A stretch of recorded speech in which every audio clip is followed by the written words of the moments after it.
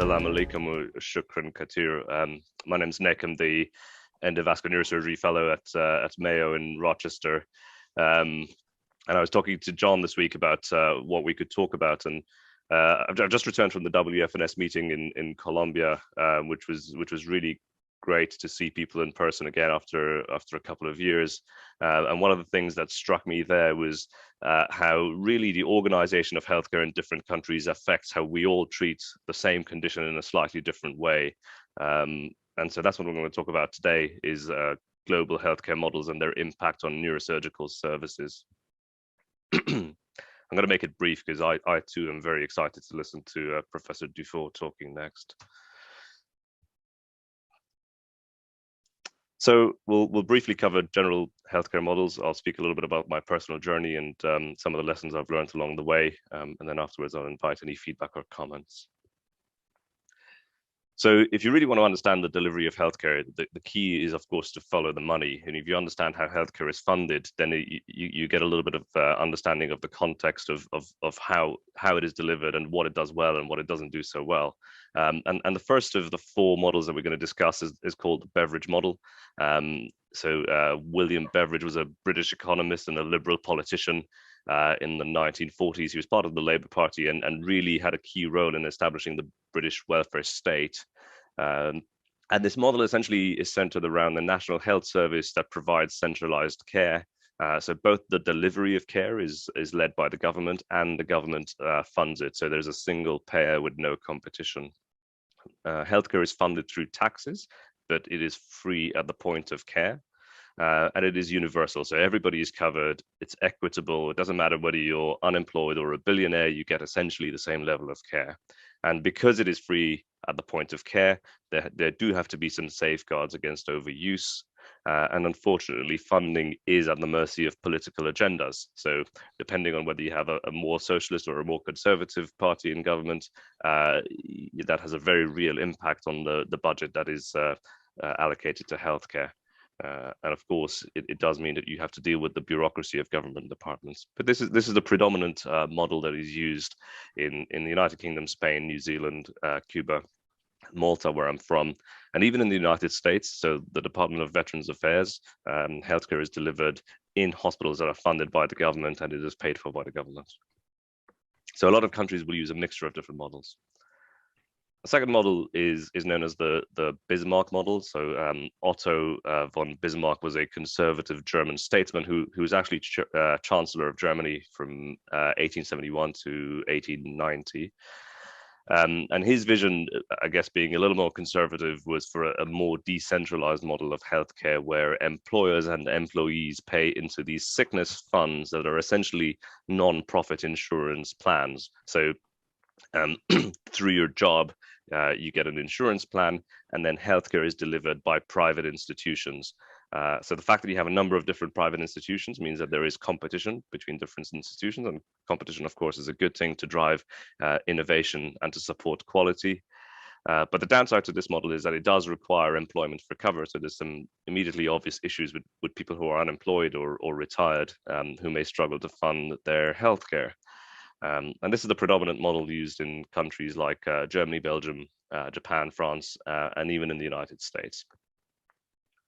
So there are some essentially disparities in healthcare that relate to, firstly, whether or not you're employed, and secondly, the quality of your insurance. So if you get good insurance, then the moment you sneeze, you can get a whole body MRI.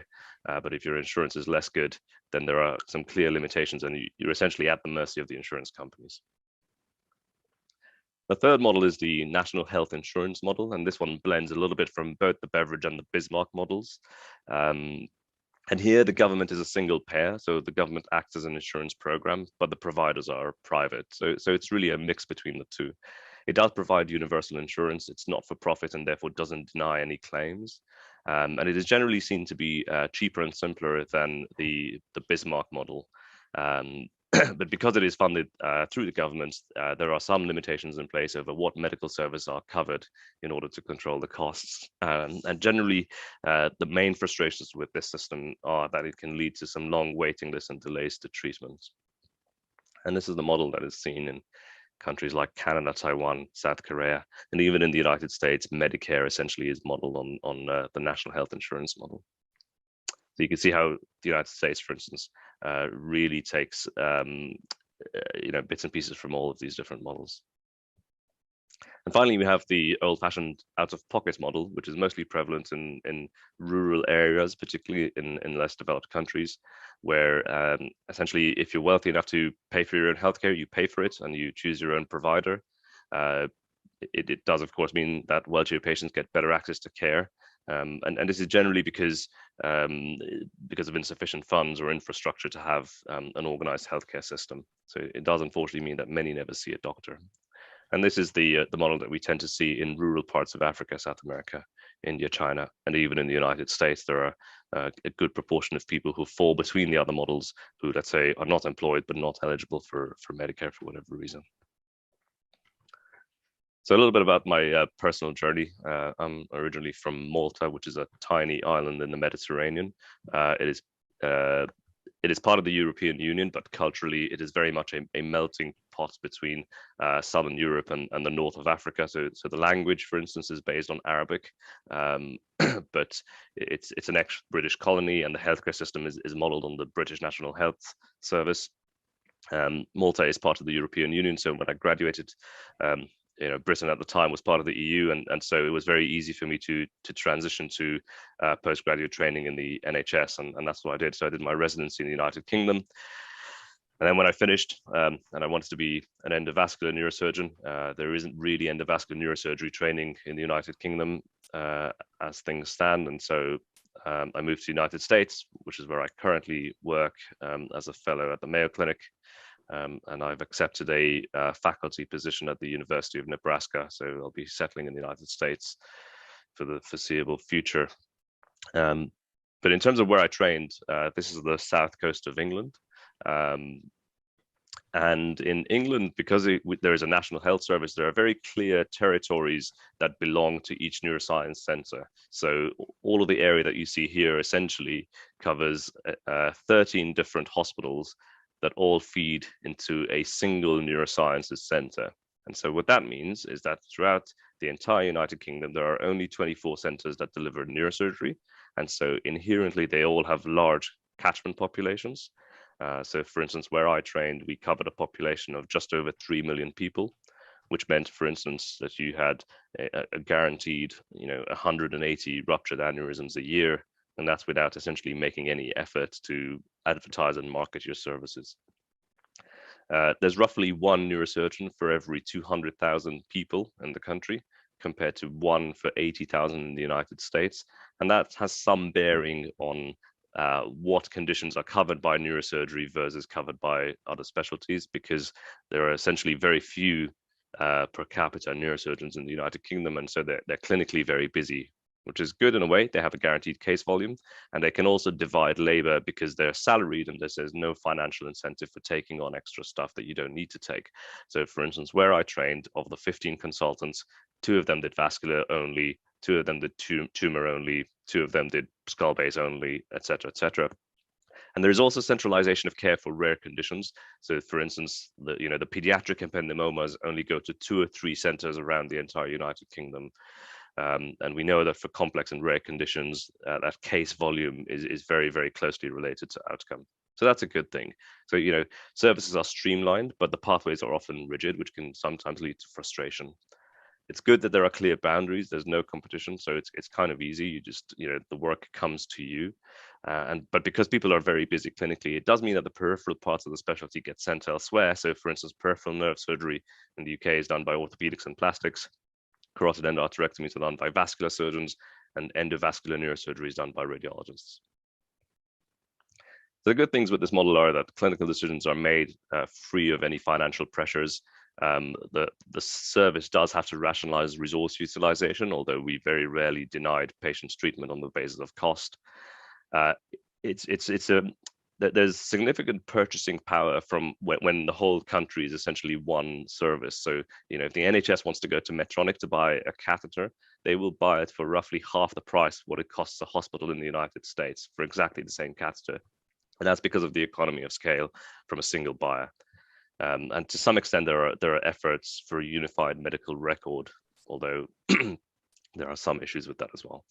But the downsides are, as I mentioned earlier, you're at the mercy of politicians, and over the last 10 years, waiting lists have got progressively longer.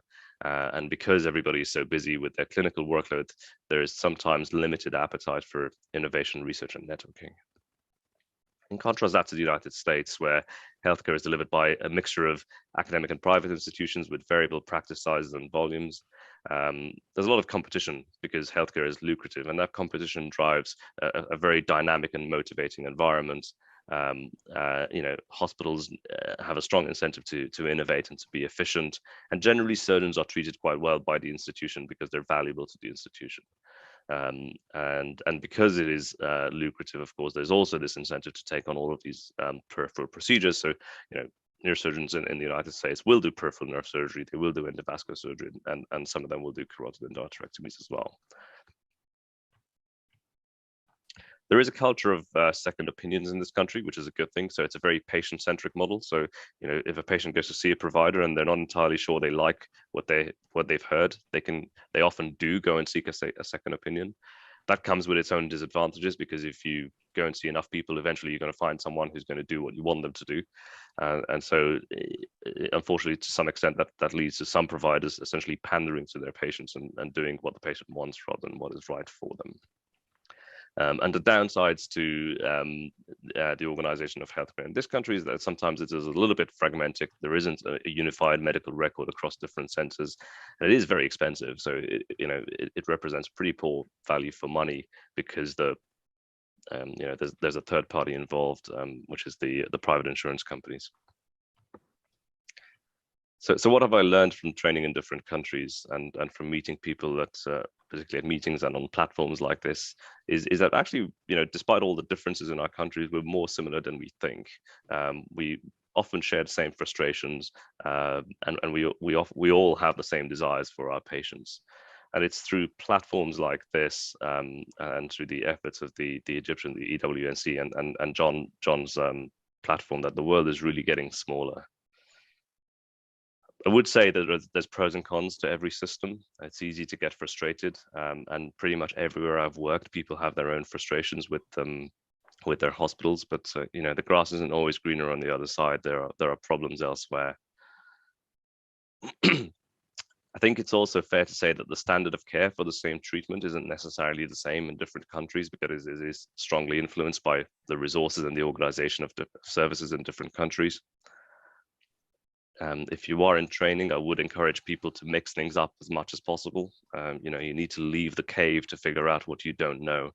And wherever you can, take the opportunity to travel.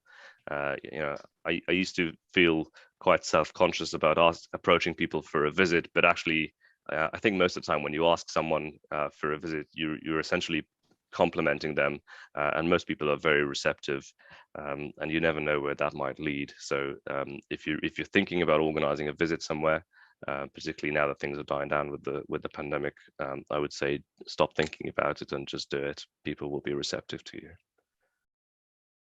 That's all I've got to say. I put my contact details on there. If there's anyone in training who wants to discuss my experience of training in different countries and the transition, I'm happy to talk. Please do reach out.